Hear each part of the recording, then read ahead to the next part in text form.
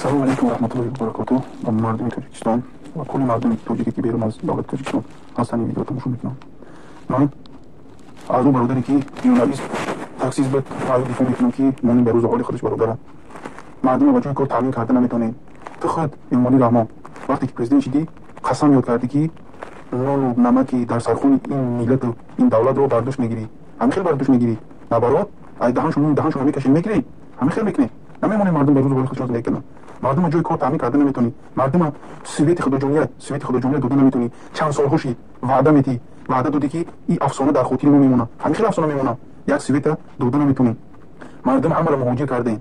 مردم همه را در بدر کردین. در تاجیکستان اینقدر قیمتی شده. همین خیلی مردم شما دستگیر میکنین. همین خیلی شما مردم تفسیر میتونن. قیمتی همه چی خیلی این تو کجا میرین؟ به این کاری شما کردین؟ به این دولتداری شما ملت دولت کجا میره؟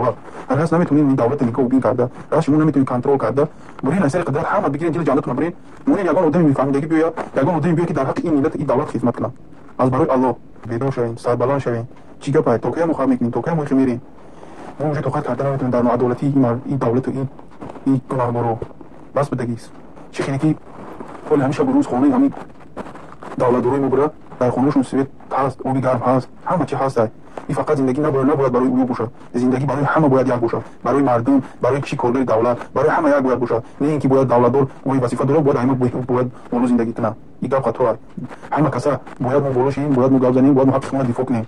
السلام علیکم و رحمت الله و برکاته. ام خلق تاجیک، ام مردم تاجیک. توکایا بگردیم ما میخواد. توکایا خانه مردم آباد کنیم. بیا بریم تاجیکستان پیش پدر و مادر خودمون، پیش برادر و خواهر خودمون. بزنیم دولت در دست خودمون بگیریم. کجا ماندیم با خدا قسم آمدم همینجا خودم حیران موندم. کجا آمدیم همینجا چیکار میکنیم؟ چیکار کردیم؟ یک بی‌معنی زندگی گذرونده ایم خودمون. همین یک سفر ما میریم شما. بخیزین برین هممون بگیریم دولت در دست خودمون. کیان یه ممالی همش؟ کیان ایو؟ ابلهن هیچ که نیستن دیگه. یک کسی باشیم که ما یک نمونه بگیرن مردم دیگه. هم خیلی که بزرگای ما بودن. رحمت الله و برکاته. برادران این برادری اکای عبدالستار محمدزاده که سخنران از خود درون تاجیکستان مقصد دردی که مردم میکشد گفت. نه تنها او است ولی تمام 80% مردمی که قابلیت کار، قابلیت روز پیشبری زن و فرزنداشون ندارند که در مهاجرت هستند، درد همه اونا را گفت. این حکومت ندونم که چی میلن دارد، ندونم که چگونه انسان هستند که کسی که حق گفت ترمه شود، کسی که از دین و از خدا ترسی و از روزی خوب که گفت وای باید ترمه شود، وای تروریست.